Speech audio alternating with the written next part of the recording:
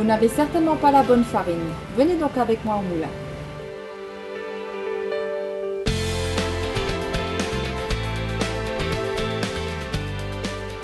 Ce moulin existe depuis très longtemps.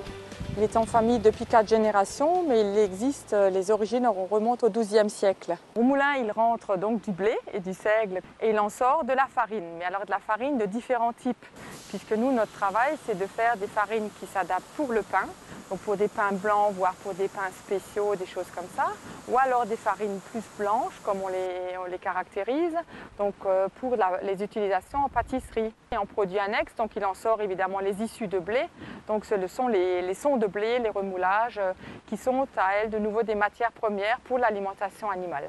Donc le circuit effectivement est tranché en plusieurs phases. Donc il y a la phase de la réception, donc de la collecte, qui je le rappelle se fait donc une fois par an, en été, donc en juillet-août, selon les conditions météorologiques qu'on avait. Le tracteur se présente donc sur le pont bascule, on en prélève un échantillon. Cet échantillon est déjà analysé sur ses premières valeurs qualitatives. Les caractéristiques pouvant être différentes d'une année à l'autre, puisque c'est un petit peu comme pour le vin, les conditions jouent énormément et le terroir aussi. Quand on a fait l'échantillon, on le stocke déjà dans cette cellule et il y a déjà un pré-nettoyage aussi qui se fait avant ce stockage. Par rapport à ce paramètre-là, des choses ont été entreprises dans le mieux, dans le sens d'utiliser moins de produits de conservation. Donc j'entends des insecticides par exemple pour le stockage des céréales au silo.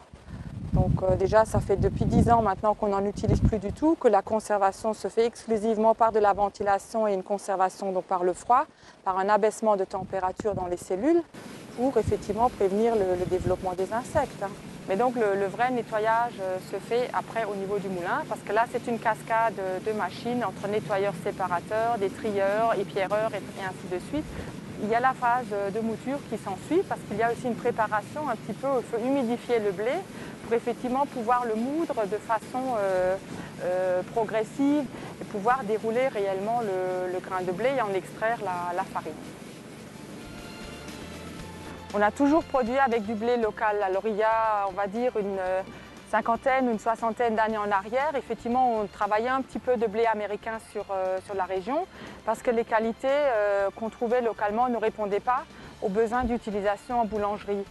Alors au niveau de l'entreprise, on a une relation presque privilégiée avec les agriculteurs. Nous sommes très proches et nous avons vraiment une valeur, une approche de conseil vis-à-vis de ces clients pour les engager à cultiver des choses qui qualitativement sont supérieures et sont plus recherchées pour les besoins de la panification ou des besoins des pâtissiers, enfin de la transformation derrière. Les particuliers, nous avons donc une vente directe au moulin aussi et les particuliers depuis très longtemps viennent effectivement prendre leur farine. Donc, il y a quelques années en arrière encore, on sentait cette clientèle un petit peu vieillissante. Or, depuis maintenant quelques années aussi, on sent de nouveau plutôt des jeunes mamans aussi qui sont de nouveau plus soucieuses aussi de faire, de produire des choses pour assurer et puis pour garantir l'alimentation à leurs enfants. C'est une chose qui me tient à cœur d'expliquer aux enfants justement d'où vient la farine parce que c'est un métier qui n'est pas très bien connu. Donc il mérite d'être expliqué et donc régulièrement on a avec l'école du village aussi des visites qui se font.